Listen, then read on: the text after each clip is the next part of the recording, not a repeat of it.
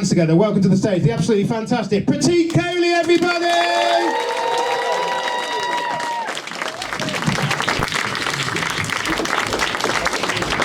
Hello, my name is Prateek. What is everyone's name?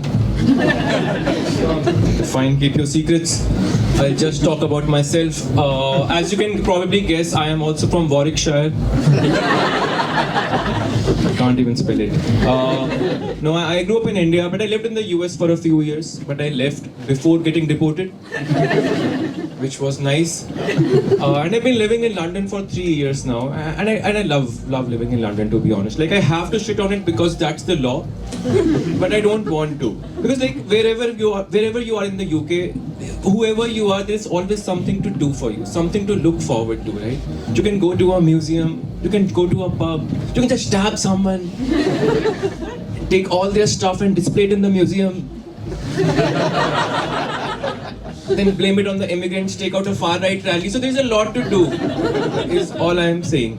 I think the only thing I cannot do while living here is afford to live here. No, to be honest, I'm doing okay. I go for luxury shopping once a year in this place called Co-op,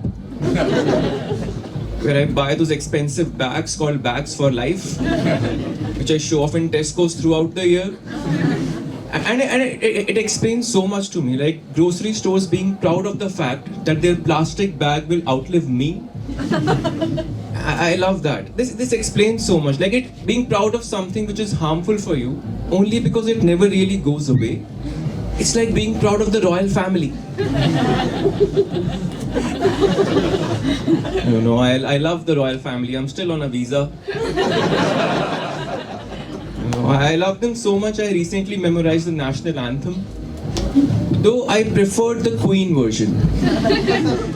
I think it had a nicer ring to it.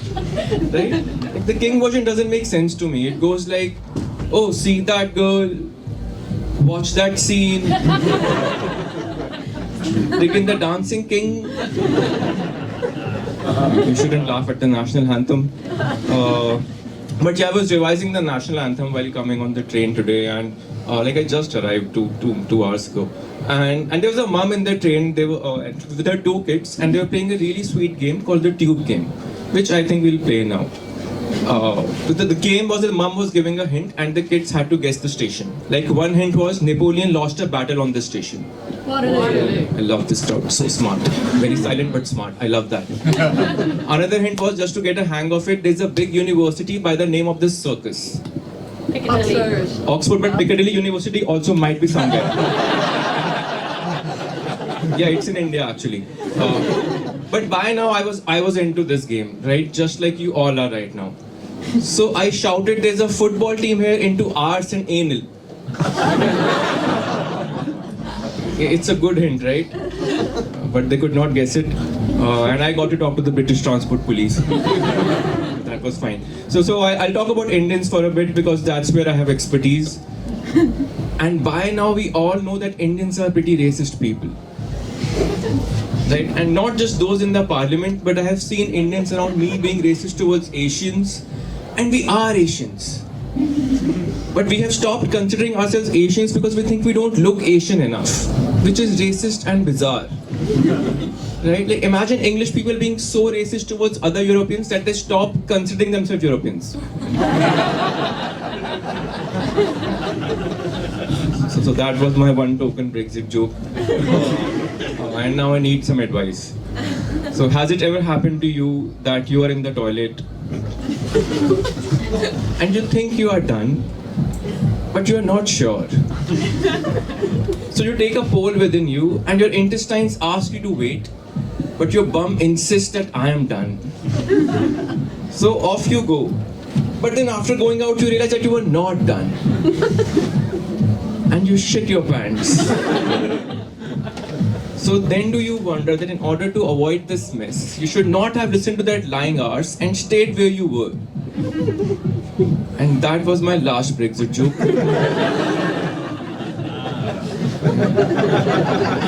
Take your time, I'll wait for every laugh. No, I get Brexit, to be honest. After living here for 3 years, I get it. Because I have now seen that UK and Europe are different. Because Europe has this funny little foreign exotic thing called happiness. And UK has dementors that sucked up the happiness and farted passive aggression all over. Any Harry Potter fans in the house? I'm sorry, I am not. I used to be, but after moving here again, I have started to suspect that it is fiction. Because Dumbledore there is an old white British bloke, and he never calls anyone a cunt. That was my time. Thank you so much.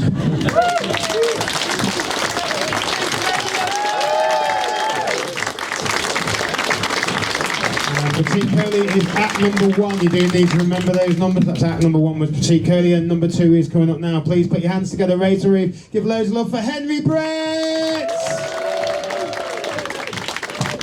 Oh, thank you very much, guys. Good to see you. My name is Henry. I am Australian. I live in England now. I'm an expat. We got any expats in? People who used to be called Patrick. How you doing? Good to see you. Any Aussies?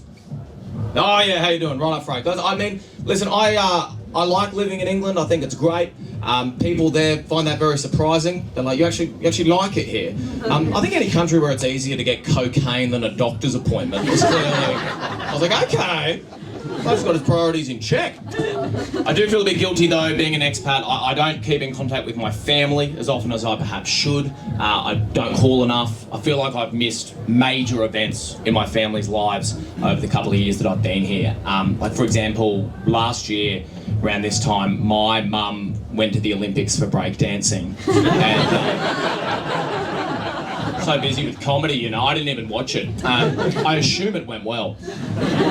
Love you, Mum. Good lady. It's fun though, man. I like being overseas mainly because a lot of my friends, they're like at the point in life where they're getting engaged. Everyone's getting engaged, and I think we can all admit that engaged people are, you know, fucking insufferable about it. Very happy for them, but everything in their life is about this engagement now. It's like, oh my God, have you seen the ring? Have you seen the ring? You've got to see the ring.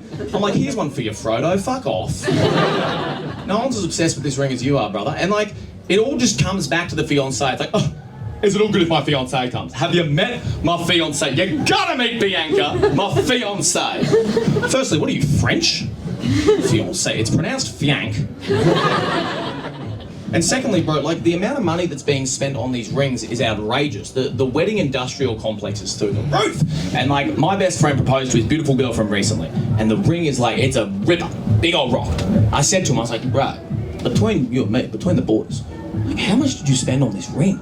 And he's like, I'm not going to tell you that, but I'll tell you this. The rule of thumb that you're meant to follow for an engagement ring is spending 3 months' salary on the ring. Have you guys heard this? It's like a rule, maybe it's back home a bit more, 3 months' salary on a ring. Now, I'm a comedian.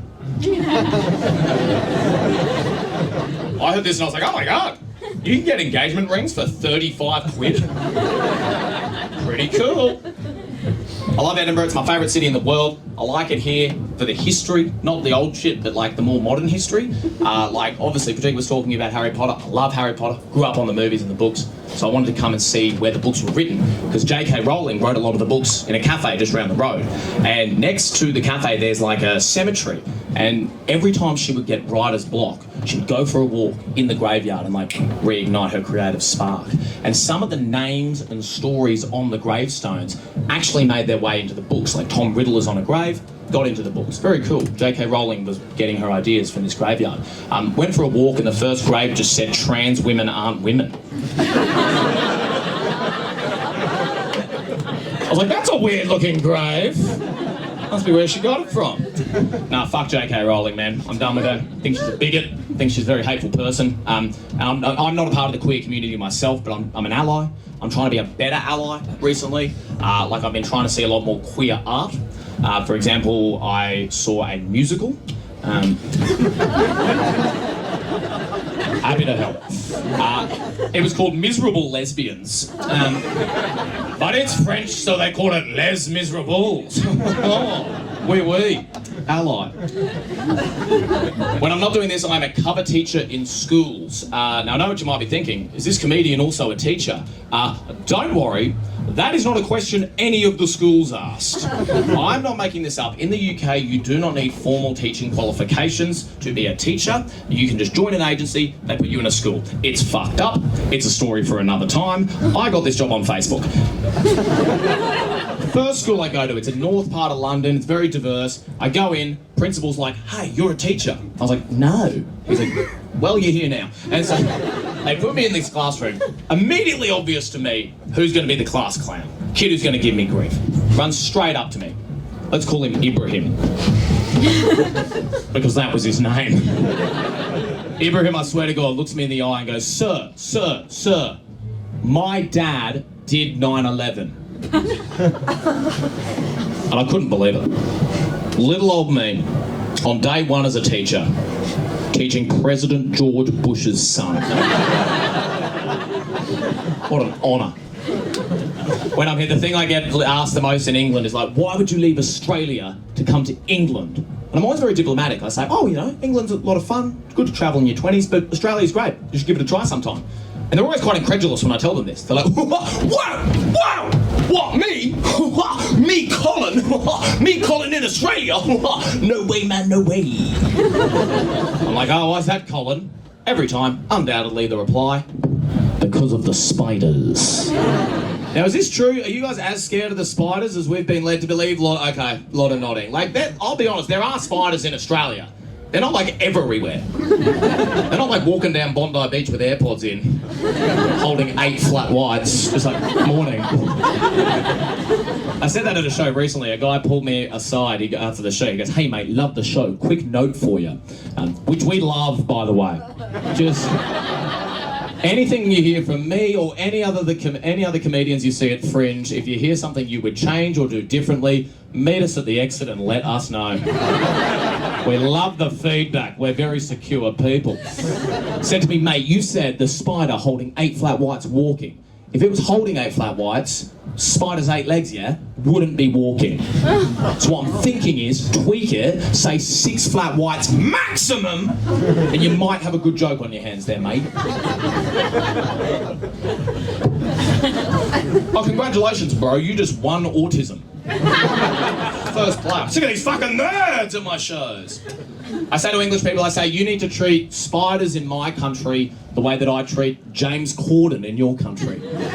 Now, I know he's there, and I'd hate to meet him. But statistically speaking, I know it's not all that likely. And guys, whether it's James Corden or spiders, the approach is the same. If you come across one, kill him with a shoe. Very simple. Guys, I've been Henry Bretz. Enjoy your night. Thank you.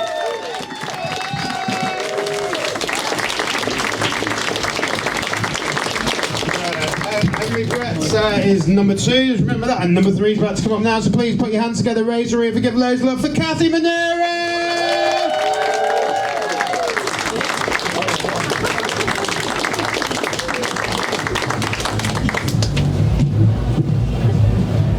I'm the cycling man. Every day, I do a tour of approximately 15 minutes from my central London flat to my slightly more central London office. I cover my body in lycra, creating mysterious and offensive bulges. Is that a six-pack or is it a bulge? Is that my massive penis or a thick pair of winter socks? Is that padding in my shorts or a cry for help? Yes, so far this year, I've spent the salary of an NHS nurse in Decathlon. And no amount of panniers is enough panniers to fill the gaping hole left by my mummy. As I overtake you cycling in your jeans like a normal person, I see a question in your eyes. Why the fuck am I wearing a GoPro? Well, I'll tell you. Wearing a GoPro at all times is the only way to ensure I'm not accused of sexual assault. It has the added benefit of allowing me to rewatch my confrontational business encounters whilst I masturbate. I'm very busy and important, which I like to prove to other road users by having absolutely no respect for red lights, pedestrians, or anyone who earns under 90k.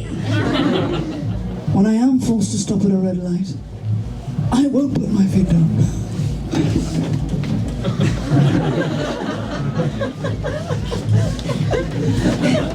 It's intricate. It's performative. It seems unnecessary, but in truth, I've forgotten how to unclip my little shoes. I've got a good job. I'm 90% certain it's consultancy. It could be financial services, but it's simply too late to ask now. Quite fashionable, I should say. It's me in short, in a padded cycling short. They really are very padded. I don't know if you can you see sort of the quantity of padding we've got? Are we getting a sense of the amount of padding that there is? Can we see at the back the amount of padding there is? I would get one of you to have a feel, but it can't be a man, obviously. That'd be gay, and can't be a woman, of course, but because I would come immediately. And unfortunately, those are the only two genders. Oh, such a shame, such a shame. I just wish there was some way that... Yeah, perhaps, I wonder. Yes. Would you like to feel the pattern? Just a little sort of gentle poke. Very gentle, very gentle. Oh, very gentle. Very gentle poke on the... Very gentle. Oh, no, go on, no. Oh, Christ. Okay, no, go. Little poke on the... Little poke on the... Yes. Little poke on the... Come on. Come on. Little poke on the... How long is this? Oh, my God.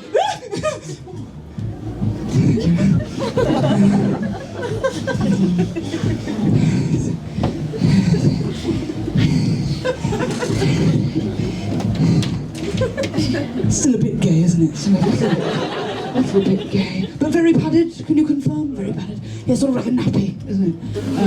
Which is good, because sometimes on a particularly long cycle, I will shit myself. My diet is mostly Huel, rehydration sachets, and Bovril. So, sort of a 100% liquid in, 100% liquid out situation. Really. There's one more thing I'd love to show you, actually, that I love about my outfit. I've got tippy-tappy little cleats on the bottom of my shoes normally. Now, I don't have them on these shoes, but we can sort of evoke the effect of it. I like to do a little sort of tap dance. So, has somebody got a ring or something metal they could tap on the metal chair? Have you? Yes. Any rhythm you like. Easy.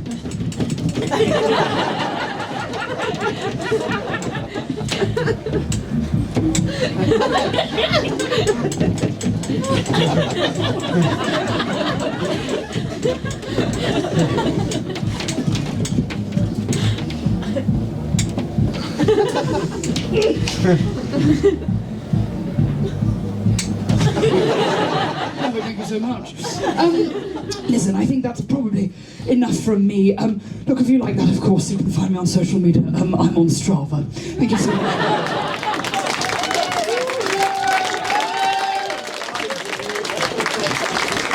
That is number 3, number 3, and number 4 is about to come to the stage, so please put your hands together again, raise a rib, give as much love as you possibly can for Katie Boyle!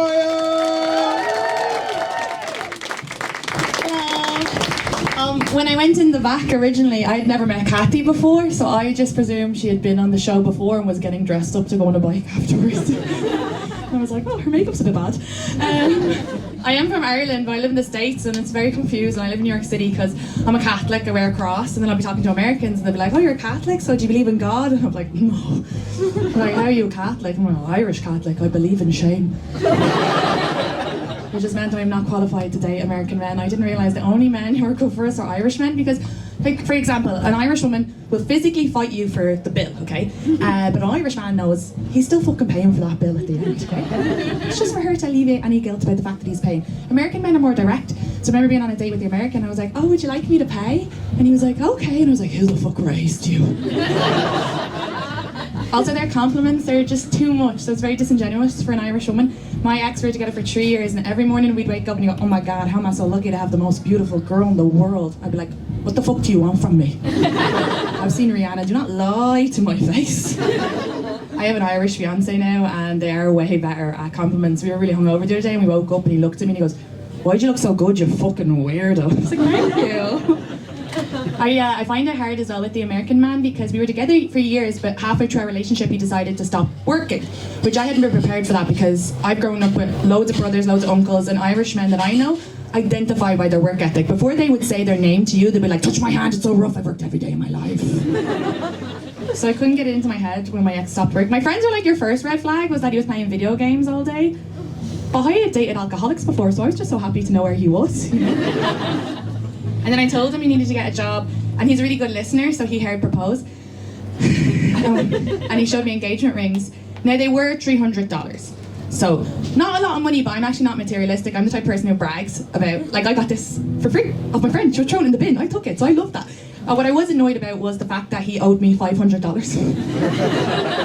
So I was like, does this come with $200? Then he saw that I was a bit not super happy with this idea of a proposal, and he goes, don't worry, I'm not going to propose until you let me call you baby, which is like a cute term of endearment over there. It's a massive ick for Irish women. And it really annoyed me that he said that in that moment, because I was like, excuse you, I paid for the rent this month.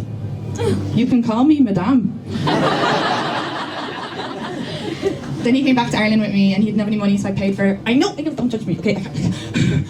I really shouldn't have paid for it, and my dad was very unhappy with this, and my ex decided that that was an appropriate time to ask my dad for permission to marry me. And my dad didn't want to give it, so every time I go up to my dad and be like, I have a serious question to ask you, my dad would be like, I can't talk now, I have to feed the cows. Except for we don't have any cows. So I don't know what field he was wandering around 5 times a day. So when I came back to America, I knew I needed to break up with him. And when I did, he actually took it very well. He was like, you know what, you're right about all the things that I've been doing wrong. Like, he took ownership for it. So I called my dad afterwards and I was like, that was the best breakup ever. And he was like, why? And I was like, well, you know, he took accountability. And my dad goes, oh, he's even too lazy to argue. My ex's family were very different to mine as well. So my ex is liberal, but his family are Republican. You guys all can see that my ex is clearly very liberal. He really is, because he was spending all of my money. And his family are definitely very Republican. When I met them for the first time, I was like, hello, how are you? And his dad was like, you're not American? And he was like, how do you have your visa? And it was just so awkward, so I thought it'd be funny to point at his son and be like, I'm working on it. He didn't like that. So then I felt kind of insecure in the whole situation. He was like, where are you from? And I said, Ireland. And then I said, I'm European, which I've never fucking said in my life. I don't feel confident saying that. I don't feel comfortable. We're an island in the middle of the ocean, you know. We go to the continent and they're eating croissants for breakfast. They're so fancy. We eat rashers covered in brown sauce. We're not the same people, you know. So I felt like it was very obvious that I was insecure in my Europeanness. And then he goes, the dad, Ireland is not a part of Europe. You know the way Americans say things with such confidence, but no education. But because he said it with such confidence to me, I was like, what? And he goes, yeah, Ireland's not part of Europe. And I go, fuck, I haven't read the news in a while. 3 Irish exit out of fucking Europe and no one told me. In a way, they are a little bit similar to, oh, fuck me, I have to go. So anyway, we'll end on this. It's a little sexy one. Because I live in New York City, I noticed that everything was so sexualized, and I noticed all the bars that were trying to get people in for like date night would always say, come, we've got $1 oysters, which seems like an illness, you know, just pay for your oysters. But I asked my friend, I was like, why is that like a thing? And she goes, because they're an aphrodisiac. I was like, what? And then she was like, you're being so judgy, let's go have them and then you can see if they're an aphrodisiac. So I went and had oysters for the first time. They're 100% an aphrodisiac, because they're so fucking gross that afterwards I wouldn't mind putting a penis in my mouth. You guys are so great, thank you so much.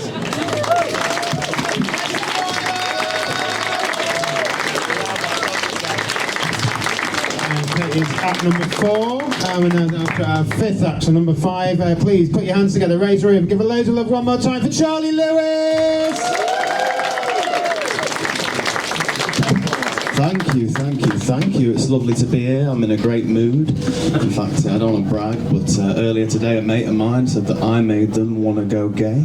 I was like, wow, well, thank you, Sarah.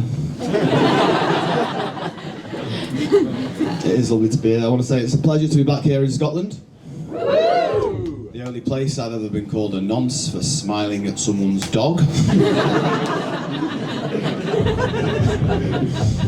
I mean, to be fair, I didn't have my cock out, but still. No, it is lovely to be here. In case you missed it, I'm Charlie, named after my dad's favourite angels. And my mum's favourite drug. A bit about me, I'm a proud bisexual man. So you're all in danger. You're alright, fella, don't worry. No, I like being bi though, it's a lot of fun. I remember once I was going on a date with a guy, right? We were texting before, like you do. He was like, I'll be there around 8, give or take. I said, give. He said, looking forward. I was like, yep. You will be. Yeah, the truth is I've actually never been a receiver, you know, I've never been a receiver. I mean, I don't know why, I don't have it in me. My parents, they weren't bothered when I came out. I came out when I was 24, they weren't bothered. I don't mean they were like, you can be anything you want to be. They didn't give a shit. No, in fact, my dad's exact words were, son, I love you, but that was not worth pausing the chase for. When I first came out, I started telling people I was pansexual. Do people know what that means? No, yes, right. Pan means all, so it basically means I can be attracted to anyone, regardless of their gender. But I had to stop saying it, you know. Everyone was asking what it meant. People were getting anxious around me in kitchens. My French housemate kept hiding his bread. One for the linguists in the room. It can be quite confusing, the gay world, though. I used to go out in Gay Village in Manchester when I was growing up, when I was in the closet. I found it so confusing. There's so many different words and phrases. Did you know, for example, a big, hairy gay guy is also known as a bear? I didn't know this at the time. I remember once I was in Gay Village on my own, 18 years old. I had all these older men just staring at me, like I was the last pasty in Greg's, just... And out of nowhere, a big, hairy gay guy walked up to me, and without missing a beat, he went, "Hey, beautiful, do you like bears?" And I was naive at the time. I just done my Duke of Edinburgh, right? So I just went, bears? Oh, magnificent. My favourite kind. Black bears. And he was confused. He said, well, what about mixed race bears? And I was like, I think you mean pandas. I do have a partner, I do have a girlfriend. My girlfriend's vegan. She wanted me to tell you. It's going well with my partner, although the other day I did say to her, babe, I was like, babe, do you want to have sex? And she was like, nah, I'm alright. I said, alright, fine, in that case, I'll just have Emmanuel. You know what I mean? Emmanuel. Yeah, he lives next door. And we did have a big argument actually about pets before I came. She prefers cats, I'm a dog person. Give me a cheer for cats. Cheer for dogs. My kind of people, right? I'll tell you why I prefer dogs. Cats get away with murder, they do. They get away with murder. Why is it, right, when a cat licks its arsehole, yeah, everyone will go, oh, isn't that cute? But when I do it, I'm a weirdo. And should get off the cat.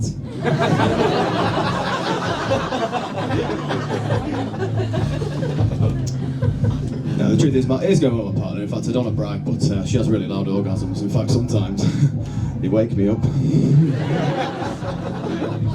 Before I go, I just want to get a bit personal, if that's all right. The truth is, Edinburgh, I've always been quite insecure about my body.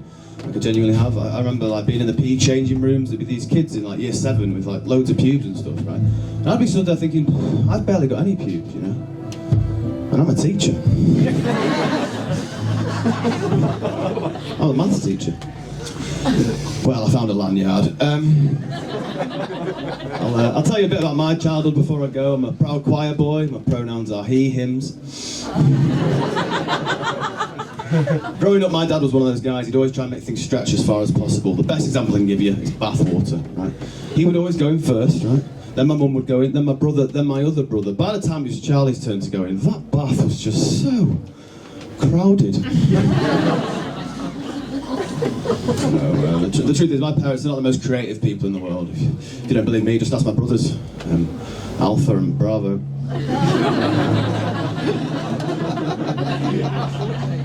In fact, when my mum got married, she decided to take my dad's name, so now she's also called Keith. And I actually want to dedicate this performance to my granddad, genuinely. He's the reason I do stand-up comedy. He's not with us anymore, but before he died, he said to me, Charlie, do what you love and you'll never work a day in your life. I mean, he loved benefit fraud. So he never did. I do have to go in a second. I'm actually meeting my little brother, Delta.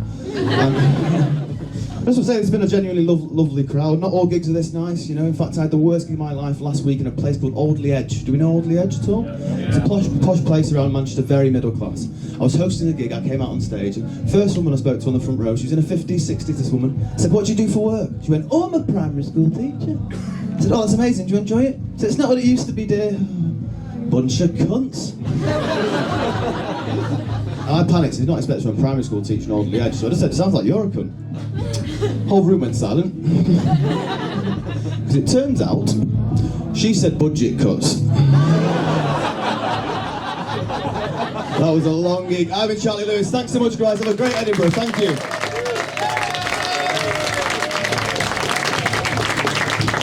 Charlie was at number 5. So that's all 5 you've seen. Did you enjoy the show? Okay, it's time to vote now. I think Sandy's over there in a minute. When you came in the room earlier, you all got given a little sort of diamond token. That's what you vote, and you see a lovely Blue Peter made thing over there. 5 plastic cups with numbers on the front. It's as easy as that. Literally, you get one vote. Put the token in the corresponding number to the comedian that you like the most. I'll remind you who they are in case some of you forgot. But up first, we had Prateek Kohli.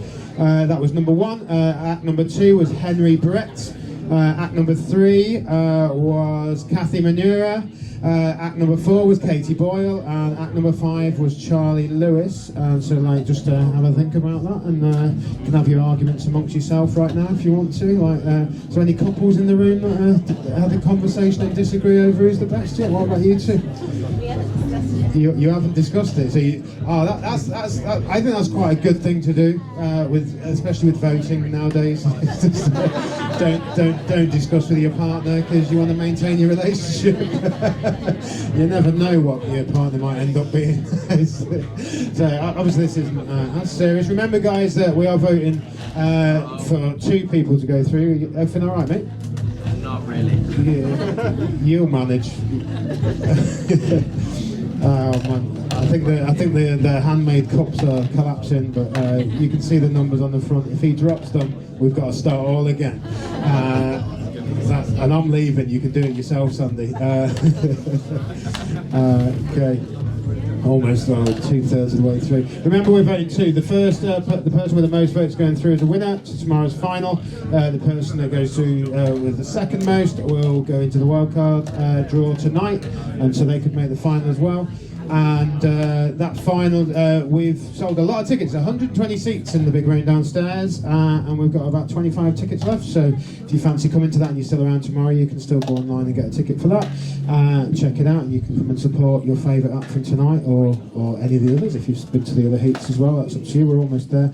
Hopefully it'll be fairly obvious who the first 2 is, and I've not got to do some sort of Florida recount up here, if anyone remembers that reference from 20 years ago. But how are we doing? Cool. Almost there, yeah? Cool. Inconclusive. Right. There's one more vote here. Okay.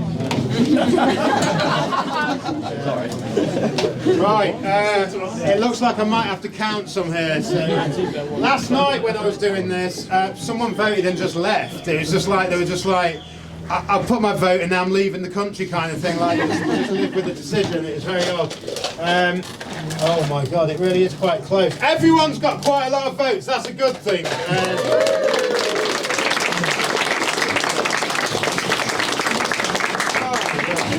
Okay.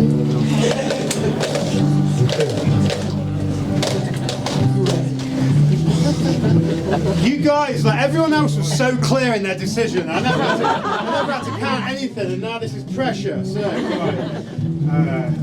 Okay, that's one.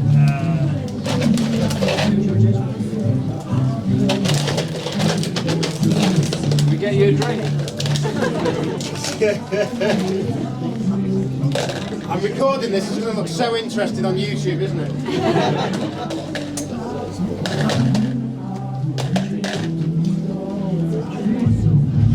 literally, there's one difference in those two. What have we got now? Number.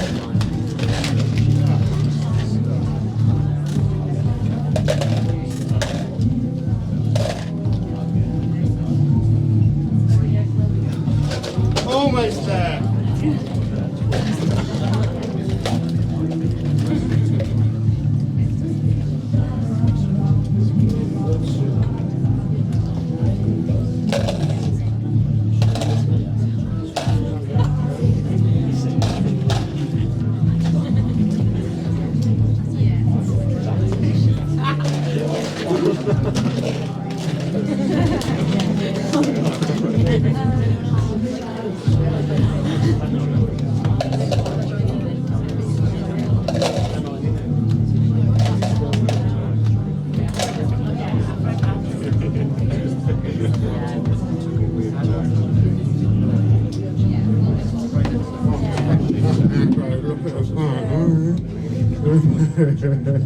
Sorry guys. Okay.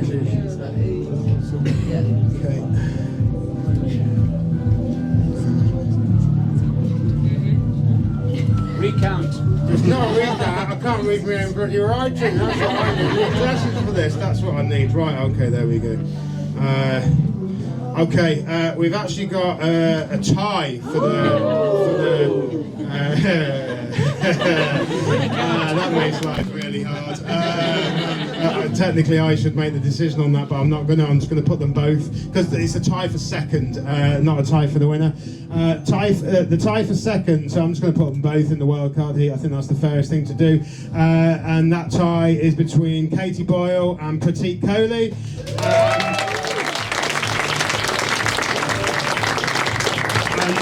Just so you know, the people in 4th and 5th place were only literally 1 or 2 votes below that. That's how close this one. And the winner was only 1 vote above them. And the winner is Henry Bretz, everybody. So, welcome the 3 that are potentially in the final, 1 that definitely is through to the stage. Take a bow. So Henry will be there tomorrow, and one of you two quickly give a huge round of applause to make their way back up the stage. Also, huge round of applause for the 2 other contestants on this, because it really was that close. Literally, this guy that brought his token up, if he'd have said a different number, the whole thing would have changed. Like that could have happened.